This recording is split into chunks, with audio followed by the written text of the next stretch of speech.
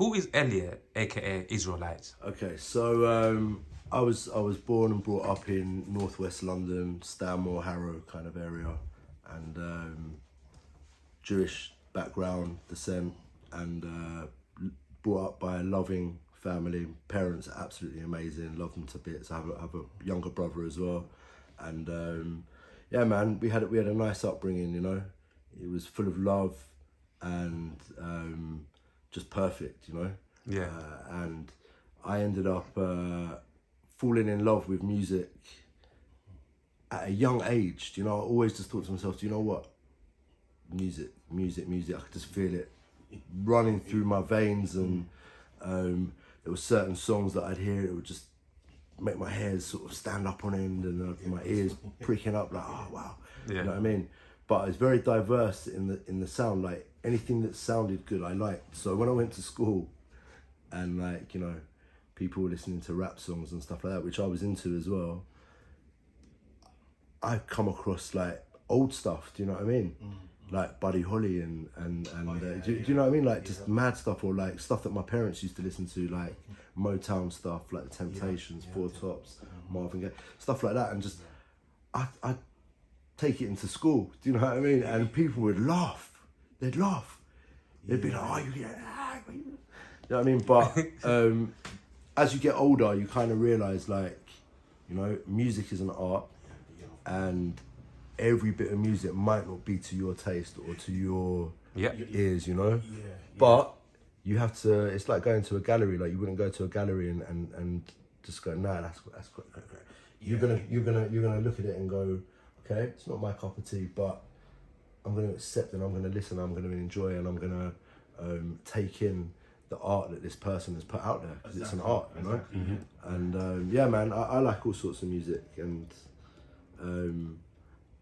I was mainly, obviously growing up, my sort of era, I was born in 1979, growing up mid-90s, garage. Yeah, from jungle into garage, right? Yeah. Because jungle was like the older crowd at the time, do you know what I mean? I mean, that was I love jungle. So we ended up kind of like getting into the garage scene, and I tried to DJ, but I couldn't hold the mix together. I'm going to be totally honest with you people. I could not hold the mix together. So I went and grabbed the mic, and that was it. I was just like, yeah, this is what I'm going to do. And I wanted to be an MC.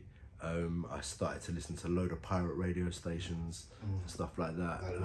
Yeah, and it was really cool. And my first real taste of working as an MC was, I got a job working at Middlesex and Hearts Country Club when I must have been about 15. I don't know how I got the job, but I remember going in for the interview and them going, how old are you? And I was like, 18. And they were like, okay, cool, you start tomorrow. No idea, nothing. No idea or anything, man. And I went and I worked behind the bar. Yeah. And the first night I worked there, they were like, go and get some glasses, go and pick some glasses up. And I went and did that. And I walked past the DJ booth. It was in the main room. And I started speaking to the DJ. I was like, oh, any chance I could grab the mic? And he was like, yeah, of course. Yeah. They were playing house in there, yeah?